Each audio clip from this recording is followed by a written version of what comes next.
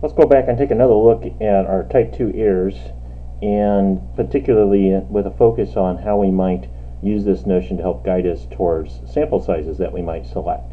And we're even going to go back one more step further and remind you about that alpha is associated with our probability of a type 1 error, and that typically gets directly selected by the analyst.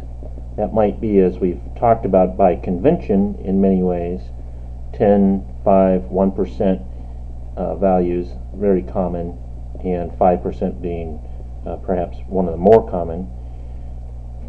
And beta then is our probability of the type 2 error. And this one, though, depends on the choice of sample size. So if we already have data collected, then there's not a lot we can do. But if we're doing experimental design and trying to decide what that should be, and we're trying to do this whole balance between alpha and beta, because remember, we can't get one without doing something influencing somehow the other one to some extent, then through playing that game back and forth and also trying to deal with the cost of doing additional sampling as that comes into play, available resources, then we got to balance all these sorts of things. All right, so we're going to look here at a two-sided test where a null hypothesis is the mean equaling, true mean equaling some particular value, and then the alternative being that, well, it's not equal to that, and interest is on either side of this particular value. Okay, now, under the alternative hypothesis, this one over here, then if mu is not equal to mu 0, that means then the true mean is going to end up being equal to some value other than this, of course, and we're going to let that some other value be an unknown value, delta, that is constant. Right, so it's not a random variable, it is a constant value. And for now, in this development, we're going to let delta be greater than 0, be a positive number. Okay. Our test statistic is really the same as what it was before, but we're going to expand it slightly. Now, I haven't put the subscript 0 that some people do for the test statistic. You could, of course. This is what we so often are using and working with. And then what we're going to do is we're going to, in effect, add and subtract delta to our equation. Right? But we're going to do this up here in the numerator. That would be a mu naught over sigma over the square root of n. And when we subtract, then it's not just subtracting delta, we got to get the reciprocal of our denominator in there as well to make our addition and subtraction work out properly. And so that'll be a key aspect of this. Now, the distribution of z when h1 is true. Right, so again, mu equal to mu naught is our null hypothesis, and h1 is when, well, mu is not equal to that. So again, here's that expression. It's some other value. We don't yet know what delta is, but we're going to follow through this game here and see what it tells us here. Right, so the distribution of when h1 is distribution of z when h1 is true is going to be drawn again from the normal distribution. But remember that back here that the distribution of z was normal with mean 0 and variance of 1. Right? Well, all we've done is brought a new constant in. And under H1, the new mean is mu naught plus delta. So this is still got mean 0. And so we got a new mean here, delta square root of n over sigma. And adding or subtracting a constant is not going to alter our variance at all.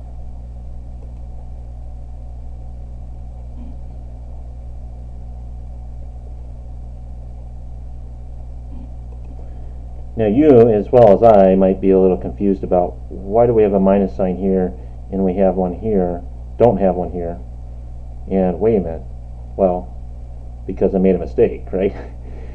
That's why.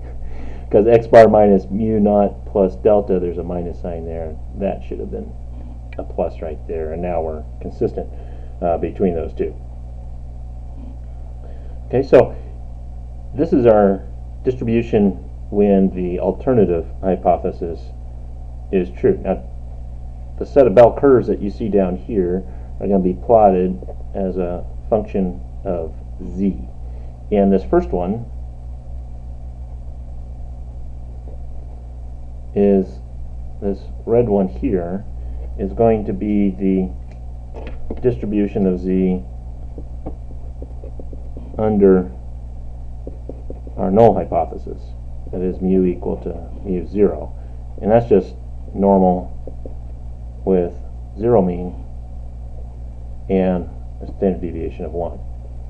Right? Whereas then this other one then is under H1, and now it's going to be centered out here at delta square root of n over sigma, and also have standard deviation of 1.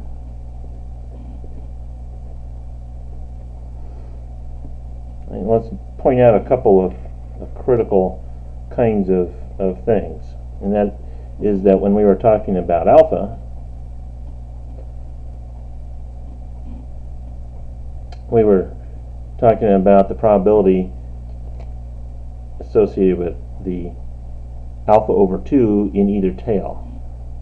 Right? And so we can come out here, and if there's our plus z alpha over 2, and then here's our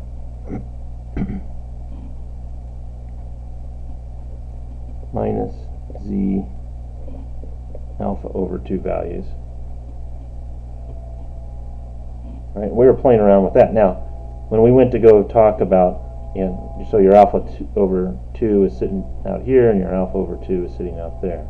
Right now, when we're talking about the type 2 error, right? So there, we're talking about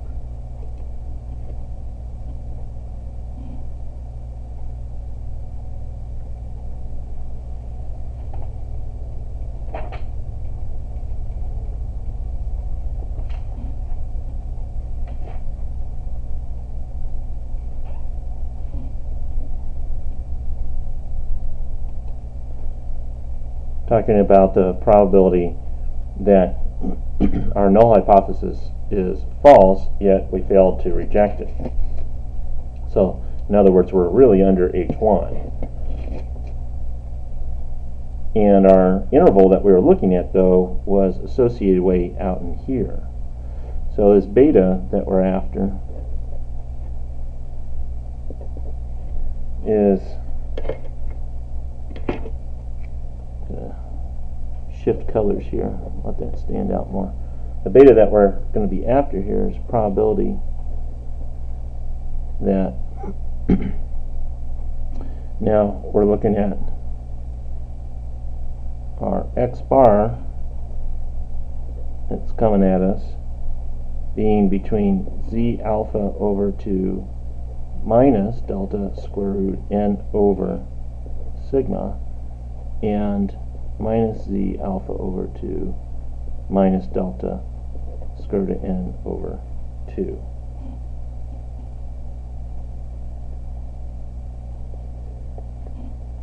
Right, and the area under the curve that we're really after is then the area all the way out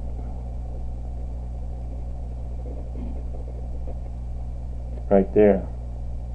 Right, and since these are normal distributions, then we can look at this as our cumulative normal evaluated at the upper bound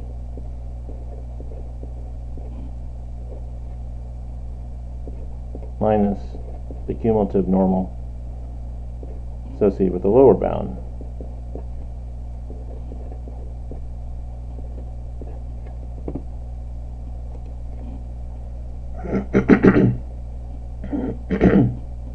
In case production team, even though I got this paused on the image, then maybe this is still rolling. I'm never quite certain about that. Trying to clear my throat.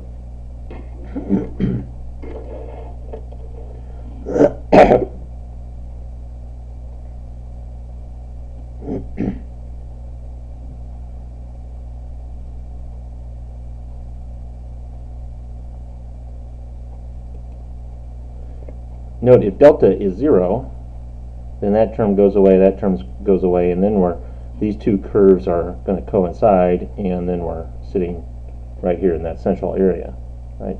In which case now you're talking about we really are under H0.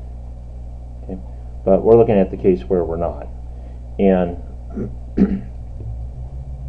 so let's note here that for this positive delta that we've looked at, that this tail, right, this second term is this little area way out here, right, and it's going to be very, very small. So small that we can take that to be about 0. Especially in comparison to this portion of the tail. So if we only use this, right, well, we're going to get a little extra probability, but it's going to be so small as to be negligible. Right, and so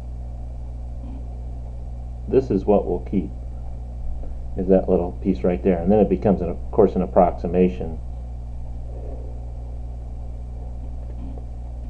And we're going to let then z beta be defined as the upper 100 beta, rather easier to say, better to say the 100 beta upper percentile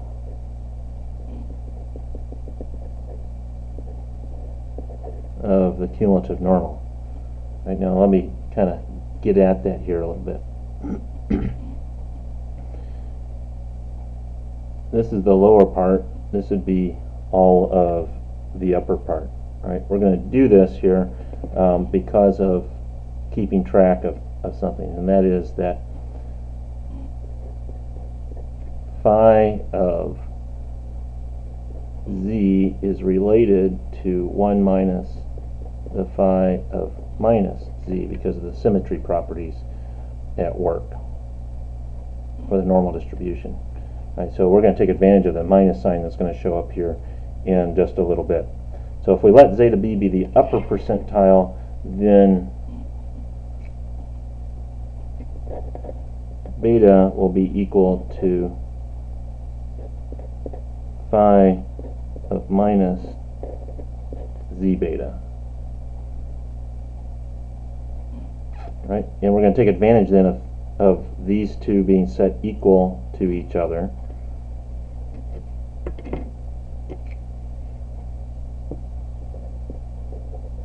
It's only an approximation here because of only using this one right there. And so minus z beta will equal approximately z alpha over 2 minus delta square root n over sigma. And now we can flop roles here and solve for n, and you get that n, our sample size, is approximately equal to z alpha over 2 plus z beta quantity squared times the variance of the underlying population divided by delta squared, where delta is equal to mu minus mu naught. Right, so this came from our null hypothesis, and then this comes from some other value that we're calling the true value under the case of the alternative hypothesis. Right, and in practice, what we oftentimes are going to do is, this will be, if we think this is, say, the design value, but we're concerned about another value, then we might use that to form what the delta is. And there's some illustrations in the textbook just like that. And note here that, once again, the z alpha or 2 is going to be given directly by the analyst. That's that associated value with 10% two-sided, 5% two-sided, 1% two-sided, whatever is going on there. And then this will be another value that you can choose, the z going along with a beta value, and combining that all together along with this particular value of interest, then you end up with, well, here's the sample size that you need to go along with that combination of desired beta probabilities and alpha probabilities, or p-values. Right, so that's a crucial, fun little exercise. Note that if we go to a one-sided interval, then all of a sudden we no longer have the approximation that we're dealing with anymore, right? Because this term won't be there anymore. And so for the one-sided, then this becomes an inequality. Now, when we start to go and we do things such as, well, we don't actually know the variance here. This is now unknown, so now we start thinking about maybe some t-distributions and that sort of thing. And we'll play this game a number of times over and over for the various different kinds of contexts, just like we did from the confidence intervals days, right? But it's the same sort of overall methodology that we're going to approach and utilize. So you'll see in your textbook a couple of worked out examples that go along with this specific approach. They'll also talk about the returning to the operating characteristic curves and, in a sense, non-dimensionalizing those. Right? I showed you previously operating characteristic curve for one specific scenario and example, but there's a way to generalize that, and that's what they'll show you also in the textbook, is a way to essentially have a non-dimensional version of all that. And our next step on our program here is to start to relax some of these constraints that we have, such as having a no invariance, and we're going to relax that and have a variance that's estimated by the sample variance.